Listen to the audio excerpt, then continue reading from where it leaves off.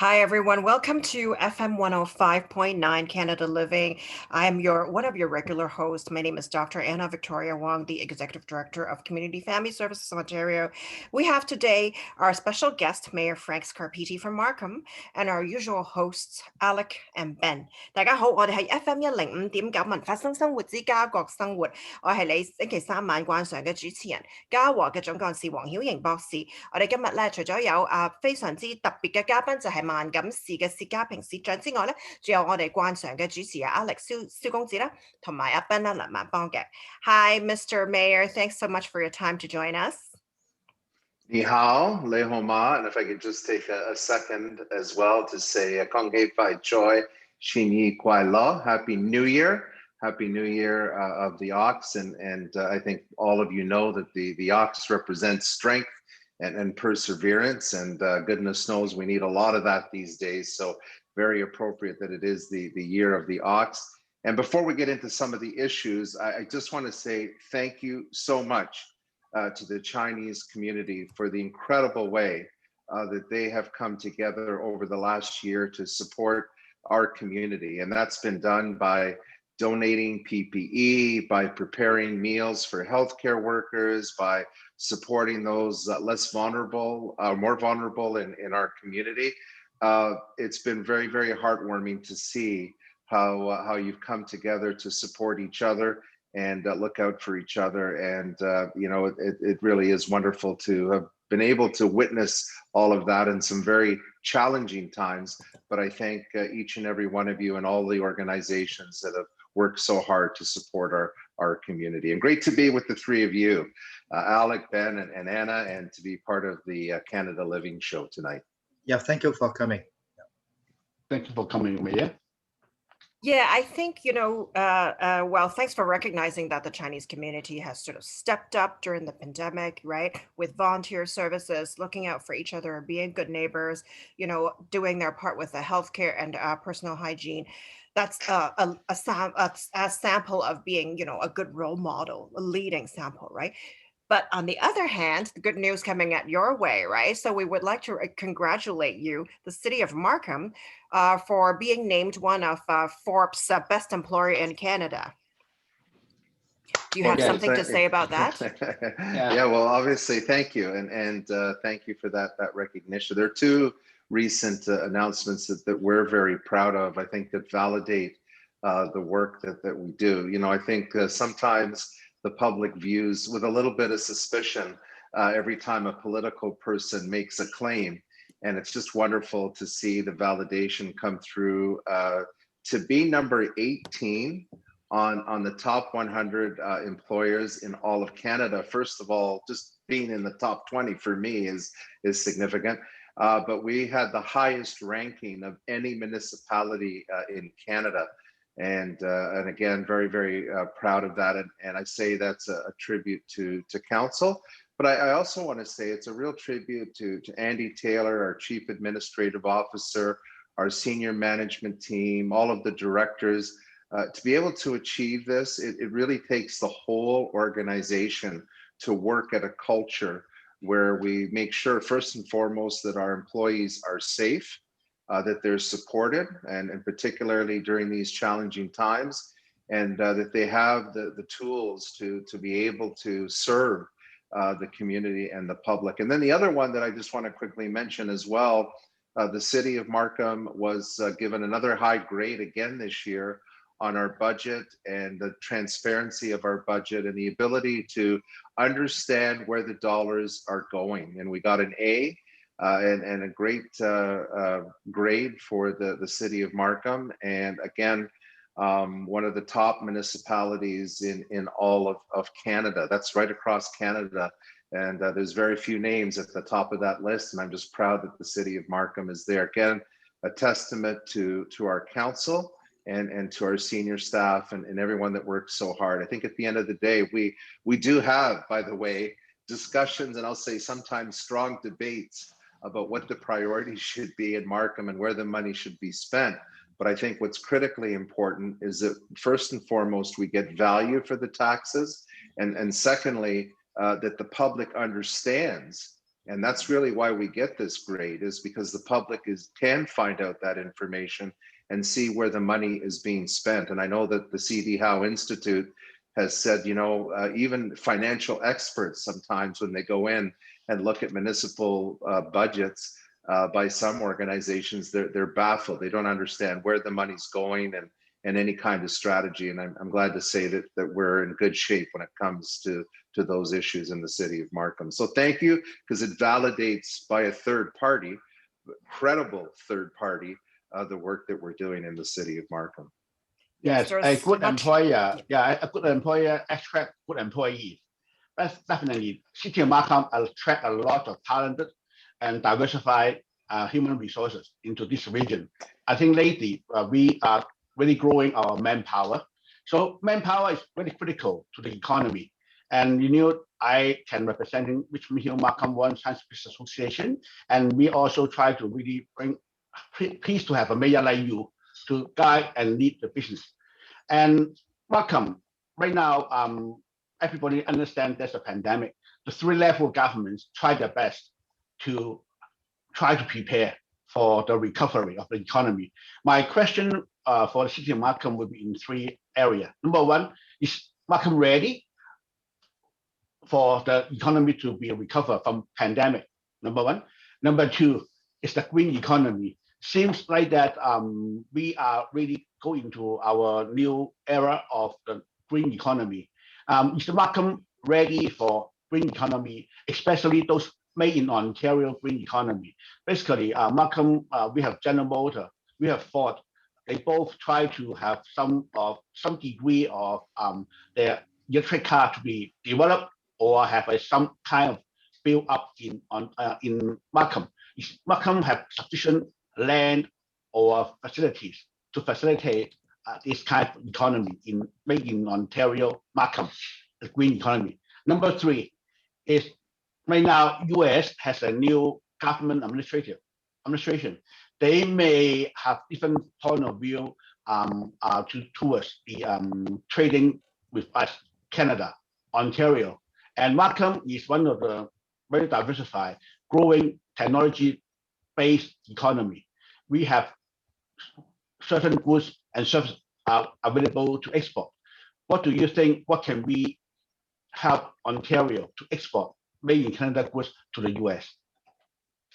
Well, that's a lot of ground to cover, Ben. So I'm going to maybe just break it up into sections. First and foremost, that your question about are we ready for recovery? I think the short answer is we're ready, but I think we're still trying to understand what that recovery is going to mean. And here's where I get at, and I'll explain this a little bit further. I think it was important for us as a council to, in a crisis, to kind of have the emergency response, right? It's like anything else. When a 911 call comes in, you go to the location of the emergency, you assess what needs to be done, sort of immediate response. And then after things have settled down, you kind of do an assessment of the damage. And in many respects, I will say, again, I'm very proud of the fact Council endorsed a strategy that I brought forward very early on in the pandemic. But in fact, it was back as early as March when we passed what I consider the most comprehensive municipal tax relief in the whole country. And the reason that we did that, I urged the council to adopt this because I didn't want an announcement to come out. 1 week we say one thing, another week we say something else. And in the midst of a crisis, the public needs clarity. They need to understand, they need a direction. And I said, look, can we at least agree to provide tax relief until the end of 2020? We don't know whether people will need it. We won't know for a while the full impact, but let's make it clear in people's minds that they don't have to worry about property tax payment until the end of the year. There'll be no penalty and interest. So that was something our council did. We waived an increase on the stormwater management fee. Again, maybe for the topic of another show, but we have a very comprehensive flood protection program. We're going back into the older areas that don't have as much flood protection as the newer developments in Markham.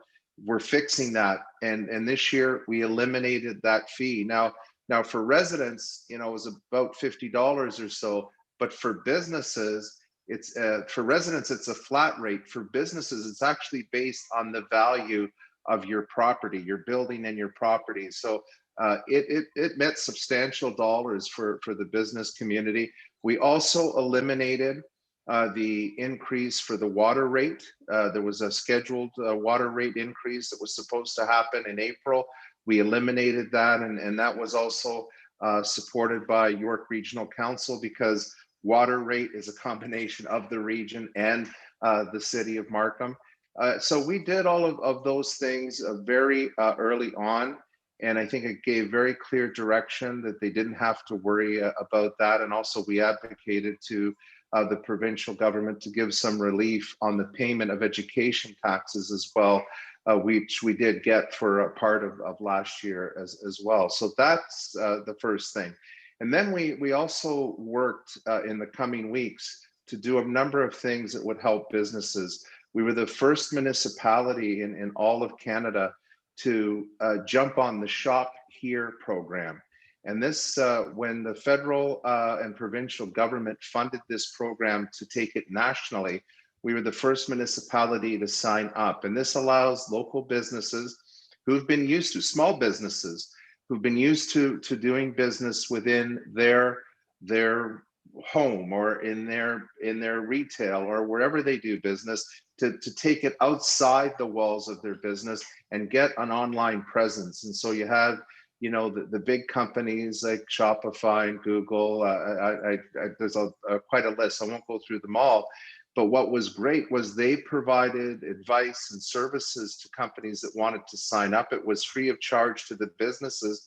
And what I really liked about it is it built on the connection that we have with York University, because actually it was the students from the Schulich School of Business that helped advise businesses of how to have that online presence. I'm also very proud of the fact that our Economic Development Office and our Small Business Office provided seminars and webinars to help businesses figure out what to do in the middle of the pandemic. And they did this with partners, the Ontario Centres of Innovation, some of the businesses, business organizations, and some of the cultural business associations, a couple of the Chinese ones as well. So that was great, that partnership, the fact that we used forums like this to communicate. The other thing as well that the Small Business Office helped was to give grants to businesses as well, up to $5,000 to help them get their online presence. So they worked with local communities. And later in the year, we also partnered with many of the food delivery services to provide free service. And that was in the later part of the year, particularly during the holiday season, when, because of different restrictions, both businesses and particularly restaurants felt the pinch with further stricter restrictions. And so that partnership with the food delivery service was an opportunity to try and drum up some business for them. And it was both on their side, but also on the people that ordered the food, relief from some of those delivery charges. And a real big initiative that I'm very proud of, it was very timely in some respects. We've been working on this for some time.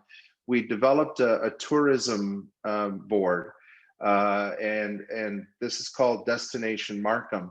And interesting enough, we had set up this tourism board to work on a strategy and develop programs to attract overnight visitors to Markham, and that's obviously to see some of the opportunities of our beautiful areas of Markham, but also to enjoy some of the wonderful attractions and festivals that happen here.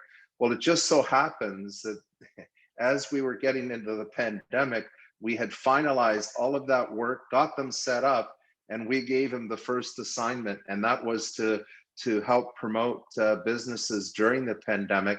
And thanks to a grant of over $400,000, which Destination Markham was successful in acquiring from the federal and provincial government through a corporation called FedDev, that money was used specifically to attract people and to help businesses. So we had first developed a Visit Markham Safely campaign. We've showcased businesses on the website, which was established for Destination Markham. Over 75,000 people have visited the website. They've showcased over 500 businesses, not just through the website, but through social media.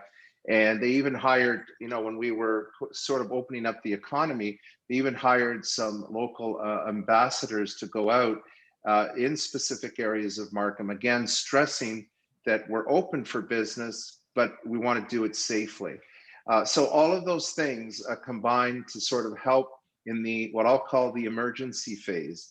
And then, of course, I won't get into all that the provincial and federal government did, but they also provided several programs which we helped our business community connect to, again, by sharing that information. I know I held the mayor's meetup, which is an opportunity, a town hall, and we had federal and provincial representatives there to explain some of those programs. So I think it was critically important, like when you respond to an emergency, to do what you need to do when you respond to the emergency. And in some degree, I think we're still in that state of emergency. We're still trying to respond to the various outcomes of this pandemic. But fair to say, moving forward, we will continue through Destination Markham, certainly through the promotion of local businesses and campaigns as we reopen and can even more safely welcome people and eventually encourage people to stay overnight and enjoy some of the festivals and attractions that we have here, everything from shopping to the amazing cultural cuisine that we have in our community, to some of the bigger events that take place here, and some of the big events, by the way, that are coming to Markham through the Pan Am Center and other activities. And as we now, hopefully over the next few months, wind down the emergency response, I think we can begin to assess the extent of the damage and then be prepared, again, working with other levels of government, certainly, and everything that we can do to support businesses. And the last aspect I think you talked about was IT and the new economy. Well, I tell you, I don't think there's a better municipality that's better equipped for that. We're the second largest IT hub in the country. The IT sector is still very, very strong. I just had a meeting with AMD located here in the city of Markham. Over 2,000 employees. They had their best year ever, and they're investing. Like the Markham facility here, if it's not the number one, it's very close to being the number one facility with AMD in terms of research and development. And not too long ago, we received an award from the World Data Council. And I can tell you, it was wonderful to see Markham compared to many international cities, how we do on a number of fronts, whether it's sustainability, the number of patents that we have per population, we're ranked very, very high among international cities. And so, yeah, I think we're well positioned. One, because we have the IT companies that are here. We have the ecosystem that supports it. Markham's very fortunate to have attracted people from all over the world. We're the most diverse community in all of Canada, and people have come here, are highly educated, highly skilled, the type of people that those companies, the knowledge-based economy is going to rely on. And then, of course, with the groundbreaking of York University in 2023, which is literally around the corner, when you're trying to build a building and open it up and provide programs, it's a very tight schedule, but they'll open their doors here. And really the primary purpose of York coming here was the realization that they have companies here that they can work with and develop a curriculum to better prepare students as they enter the workforce in this new economy. And then just to wrap up on that, York University has their Y Space Innovation Center here. Markham supports Venture Lab, which again helps businesses get into the marketplace, grow existing businesses, enhance exporting opportunities. So people should check out Venture Lab. And then I got to give a shout out to Minister Mary Ng and the federal government because of their investment in the hardware initiative that we have in Venture Lab. And there's another exciting announcement coming with that particular facility. Hardware is obviously very critical. When you think of what cars and almost every aspect of our lives are going to have to do seamlessly, like there can't be a blip. You know, when sometimes Zoom calls get, you know, we freeze in a Zoom call. You can't have that when you're relying on technology to manage transportation systems and infrastructure and everything else. So hardware is critically important to the success of this knowledge-based economy. And Markham and Venture Lab through the hardware initiative is going to reach new heights. So stay tuned for that one. And then finally, as you know, a year ago this past summer at the first Collision conference, which is one of the largest IT conferences in North America, I announced the Markham Innovation Exchange, a new innovation district. It's one of the last remaining greenfield employment areas in the GTA. And this is going to be a place where we're going to invite green technology, pharmaceutical, the IT sector as it you know, pertains to a lot of industry, research again, and of course have amenities that the type of workers that those companies will need to attract will be there. And that's, and again, a lot of industries that get impacted by that one. You know, fair to say it's slowed down a little bit because of, we've had to put so much emphasis on the pandemic. But what's been encouraging for me is actually some of the, while we own some land, the city owns some land in the area, what's been encouraging for me is the way the private sector is pushing us to get going because they want to start something in that area. And that tells me we did the right thing in announcing the innovation district. So hope I've covered those major areas, Ben, that you seem to wrap up in one question. Oh, Ben just has a loaded question. I know he's muted right now, but because we're Yeah, running out of actually, time, I'm just gonna yeah. stick my face in and ask my version of a question. Mayor Scarpitti, you would know that Community Family Services Ontario is a charity. It's a publicly funded social service agency. We have two branches in Markham, and I happen to be their ED, and I am also a resident of Unionville. I actually, you know, I walk across my parking lot and that's where your office is. Right? We've talked about, you know, how Markham is getting in businesses of means, how Markham is thriving with innovations, pharmaceutical, technology, big hubs, right? But then on the other hand, we sort of have to look at those with less means. Right. And with the shadow pandemic, it's sort of, it makes it clear for us, you know, income gap can be widened and lives can be very vulnerable at the turn of the economy. In terms of housing prices and accommodation in general in Markham, what do you think you would like to foresee in the next few years? What's your vision for that in terms of, you know, housing prices being sane, right? And having affordable housing and possibly temporary housing for those in need? Well, fair to say, and I want to put this in perspective. You know, I think from the first time I ran in my first election, I used to safely say that transportation was the #1 issue in the city of Markham, as it is in many communities across the GTA. I haven't necessarily polled anybody, but notionally, I can tell you that I think the housing crisis has become the #1 issue.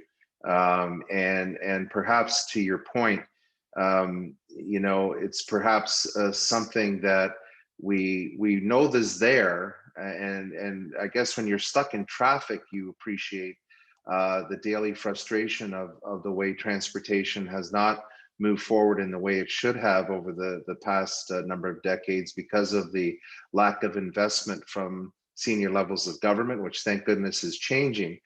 So you feel that impact every day, but I'll tell you, the housing crisis is real.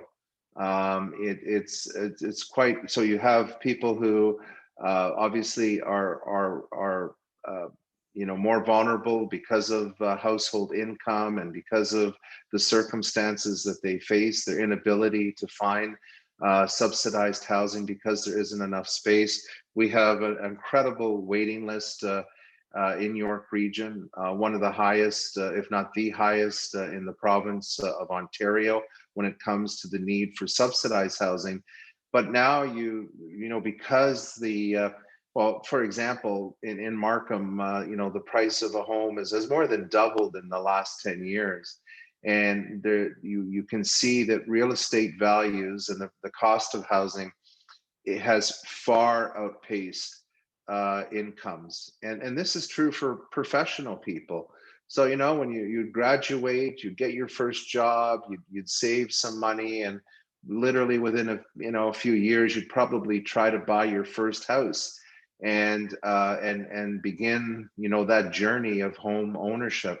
That certainly became difficult over the last decade. And I remember people saying, well, I don't think people will be able to buy a home like they used to. They're going to have to probably settle for a townhouse as their first home. And it wasn't that long ago that people were saying, yeah, it's not going to be that far away before a condominium will be someone's first home, because that's all they're going to be able to afford. Well, I'll tell you, this is how tough the crisis is right now. Even a one-bedroom condominium is tough for many professionals to down payment and to make those payments because of the cost of housing. So I want to really stress this is something that I know we've talked about for a few years, but as I said, I think it's probably replaced the number one issue when it comes to what people are concerned about. As frustrating as traffic might be, not having a place that you can live in and call your own and have access to, particularly when your income is at a level that home ownership will never be something you can attain, but just access to affordable rental and subsidized housing, it is right up there. So if it's not number one, it sure is neck and neck, I'll tell you that much. So on that front, in the inaugural address that I made at the beginning of this term, and I made it a commitment I made on behalf of council, was that we would hold a housing summit and bring together thought leaders to tackle this enormous issue and a crisis. If it wasn't for the pandemic, I could tell you that it would be the number one crisis we'd all be dealing with here in Markham and in many communities, and we are. So we were all set in March to actually hold that housing summit. And then because of the pandemic, had to cancel it. And we were kind of waiting to see when we could reschedule it, and finally made the determination to hold it virtually, which we just did last November. Brought together Avi Friedman, a leader in the housing issues. He was our main speaker. I was glad to see that Federal Minister Ahmed Hussein was there, along with Premier Doug Ford, along with Steve Clark, Minister of Municipal Affairs. I'll tell you, to have those people kick off a housing summit, to me, also indicates how serious the issue is. And then we also had a panel of experts from the financial industry, the housing industry, to business, which was chaired by Tim Hudak, who's the president of the Ontario Real Estate. And then this really built on several meetings that we had the previous year with builders, community organizations, really trying to find out where some of the challenges are. So right now, out of that summit, we are developing a strategy moving forward. One of the key areas is inclusionary zoning for all new developments that developers will have to dedicate a certain number of units of affordable rental or affordable ownership, and also provide a range of housing, which we're also looking at to see how we can do that. And quite honestly, we've already started some of the projects we approved in the last year. Those that know me well know that I don't generally support basement apartments, because I think one, there are sometimes issues when you have uses pop up that you haven't planned for generally. Although people can apply to the committee of adjustment, at least it lets your neighbors know that you are seeking approval for that. What I like is when we purposely build secondary suites, they're incorporated into the community, they're planned for. And we've already have examples of where we've gotten builders to build townhouses with proper secondary suites in the basement that actually have to stick out. I believe it's 4 feet above ground. So you get that natural light. You feel like it's a decent living space. The safety issues about being able to exit properly in an emergency, all of those things are designed and incorporated, because I believe people need that kind of housing. But anyways, we are moving forward with that strategy, and I invite people to go to yourvoicemarkham.ca. They can actually watch the housing summit, and then also look at the strategy and comment on it, because we'll be bringing that forward later this year. And I also want to say that we are working with developers already, some of them in Markham Center and others in other parts of Markham, to come forward with affordable rental units, and also to come forward just with rental units, because there's not enough units out there to meet the demand. And so we're trying to increase the supply. And Markham has had a great track record of working with community groups like the MICA, Markham Intercultural Association, that has sponsored subsidized housing. And by the way, subsidized housing, when you drive by from the outside, you wouldn't tell it had subsidized housing in it. One of the places I'm very proud of is Tony Wong Place in Markham, because we named it after him. As you know, Tony Wong, late Tony Wong, was also a big proponent of those less vulnerable in our community, and so we named that facility. But that's the type of thing we want to do more, and work obviously with other levels of government. And I think, again, this is part of the issue. We haven't seen a lot of subsidized housing units built because we can't fund that from property taxes. Those are huge investments. And so we need the other levels of government to invest money in those projects. And I do want to applaud Minister Hassan and the federal government, because right now they've got what they call a rapid housing initiative, where they're looking for projects to be built within a couple of years. And the way to do that is with modular housing.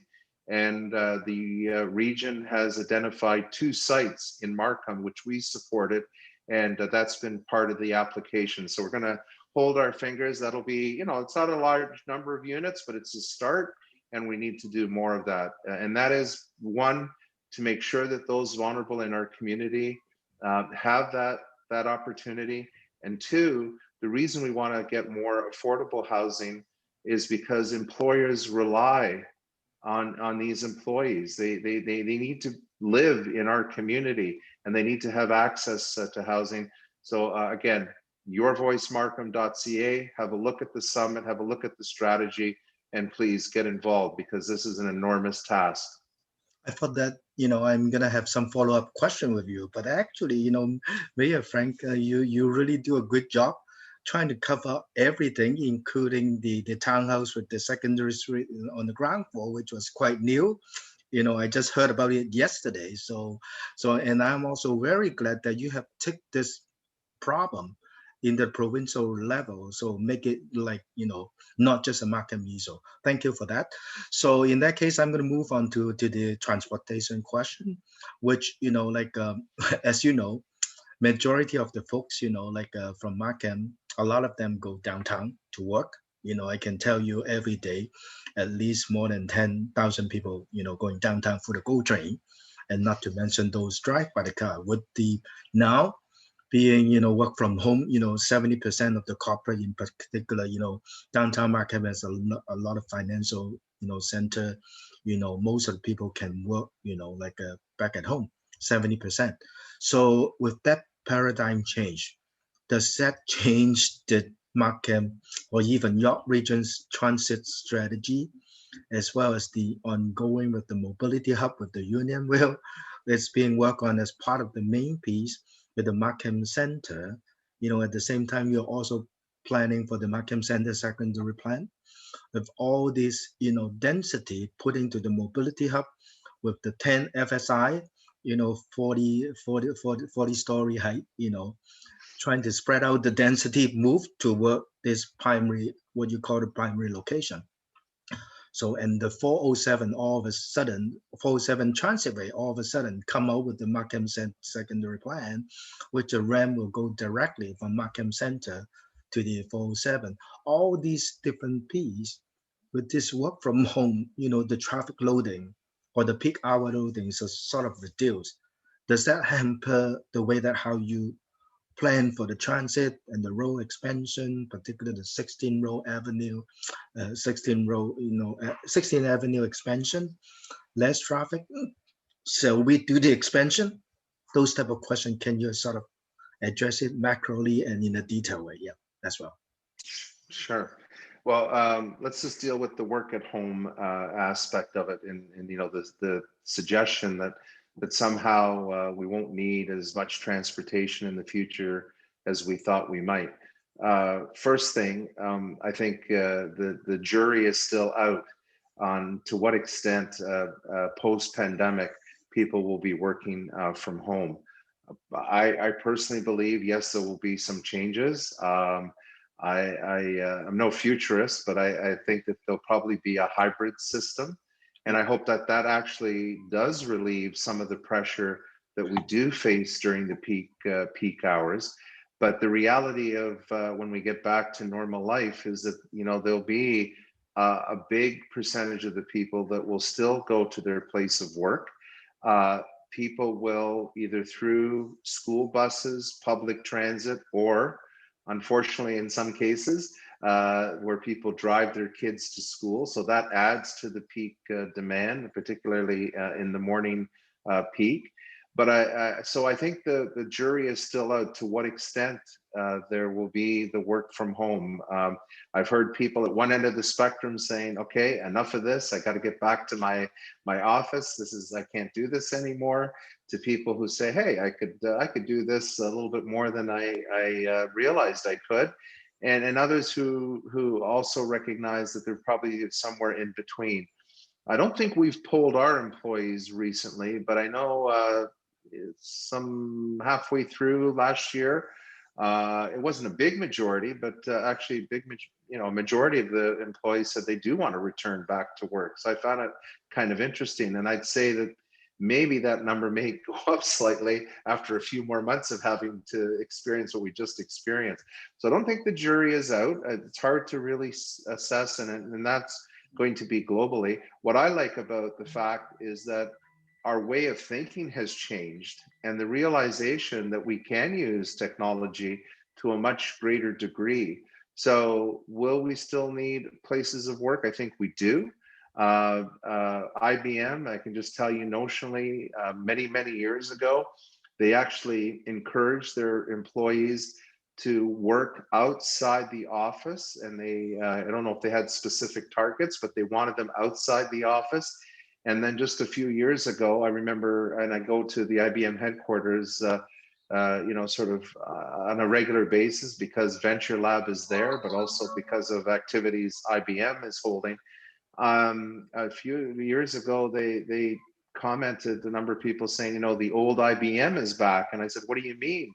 Well, they went the other way where they wanted employees to spend a certain percentage of their time in the office because they felt they'd lost their identity and a bit of their culture. And now when you see what IBM has done, I tell you that I think that that culture is as strong as it ever was. And that being said, I think technology gives us different options. But I will say this on the transportation side, and yes, at the beginning of the pandemic, when we were all literally, had to stay at home, and to some degree we still do. It's important that we do, and only go out for the essential things of groceries and medical appointments. I won't list them all. But at the beginning of the pandemic, you look around and it was like a ghost town in many cities. Well, several months later, even with the restrictions that were in place, you kind of saw the level that had bounced right back in terms of the demand on, and certainly our roads, number one. And I think when things further open up, you'll see the demand back with public transportation as well. But I will say this, I think we were so far behind that we need a lot of catching up. And so when you take a look, yes, some trends will change. I think employers will realize they don't need 100% of their workforce on site every morning at 8 o'clock or 9 o'clock or wherever the day begins. There will be flexibility, and I hope that does take off some of the peak demand. That being said, there are thousands of people that have to commute every day and will have to commute every day. And we're so far behind already, decades behind in transportation network. And when you take a look at the growth that's happening in the GTA, again, certainly predictions and some of it validated by what's happened over the last number of years, there's 100,000 to 150,000 people coming to the GTA in the next 20 years. And so, that's over 2 million people. York Region's going to get a certain percentage of that. And already our population projections have grown because we used to plan about 20, 30 years out. Now we're planning 40 years out. And that's both a good thing and sometimes a curse. But I think a good thing to realize, hey, when we're planning infrastructure, let's make sure we know, at least to some degree, how many new people, new businesses will be in our community. And so we need to continue with the investments on the GO line. The GO line to Unionville GO station has been planned for 15-minute service. And we need that, because when you look at, you mentioned Markham Center, and that plan, as plans do evolve. The last time we looked at Markham Center, there's 40,000 people will eventually live there. That's between Warden and Kennedy, south of 7, north of 407. So imagine 40,000 people and another 40,000 people working there over time.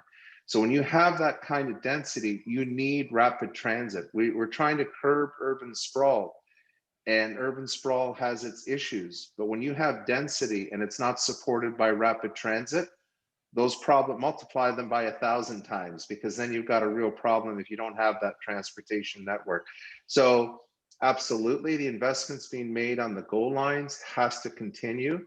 The extension of Yonge subway, absolutely critical. I've said this before, and I continue to say it. It's the top priority for York Region, but it's the most justified rapid transit investment. And that is proven out. There's other investments, and I'm not critical of them because I think in the long run they help, but there's other projects that were approved before Yonge Street extension that didn't have the ridership that Yonge Street has. There's over 1,300 daily bus trips that take place on that corridor. And also with the extension of the what's happening in the area of Yonge and Highway 7. When you take a look at the Langstaff plan, that's just on our side, never mind Richmond Hill. When we approved Langstaff, it was the most densest community in all of the GTA. And why? It was based on the commitment that the Yonge subway would be extended and that other transit improvements would happen. So those plans can't come about unless those rapid transit investments are made. On the issue of road widenings, again, when we're now going and taking a look, we're doing a municipal comprehensive review for York Region. When we finalize the population targets, not just for the region, but specifically for Markham, of course, we'll always continue to evaluate. And the other thing too, Alec, because you asked the question, technology will also make us look at things differently. So if there's new technology, a way to do self-driving buses for the last mile from the GO station to your home, obviously technology will always make us think about what's the best way to invest. But I can just tell you, we're behind in road transportation capacity.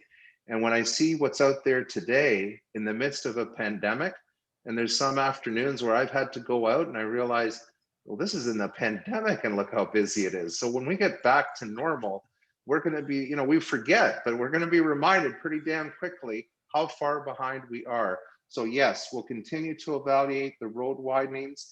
Take a look, is there, maybe we start at the intersection, use technology to improve traffic flow. All those things will be done.